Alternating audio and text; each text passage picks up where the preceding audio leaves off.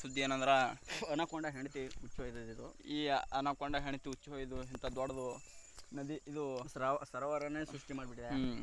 ಅದ್ರ ತಿಳ್ಕೊಂಡು ದೋಸ್ತರ ಅನಾಕೊಂಡ ಅಂಥ ದೊಡ್ಡದಿರ್ಲಿಕ್ಕಿಲ್ಲ, ಅನಾಕೊಂಡದ ಹೆಣತಿ ಅಂತ ದೊಡ್ಡದಿರ್ಲಿಕ್ಕಿಲ್ಲ ಅಂತೇಳಿ ನೋಡಿ. ನಾವು ಆಗಲೇ ಹಿಂಗೈಸಿ ಅಲ್ಲಿ ದೂರ ಹೋಗ್ಬಿಡ್ತೇವೆ ಆ ಕಂಟಿಯಿಂದ ಆ ಕಡೆ. ಅದು ಟಿಂಗು ಐಲ್ಯಾಂಡ್ ಆ ಕಡೆ ಹೋದ್ರೆ. ಇದು ಬಂದುಬಿಟ್ಟು ಗಂಗೋ ಐಲ್ಯಾಂಡ್. ಗಂಗು ಐಲ್ಯಾಂಡ್ ಮತ್ತು ಇದು ಟಿಂಕು ಸೇತುವೆ ಅಂತಾರೆ ಇದಕ್ಕೆ. ಇದು ಕಾಣಿಸುತ್ತೆ ಅಲ್ವಾ, ಇದು ಟಿಂಕು ಸೇತುವೆ. ಆದ್ರೆ ಟಿಂಕು ಸೇತುವೆ ಗಂಗೋ ಐಲ್ಯಾಂಡ್ನಲ್ಲಿದೆ.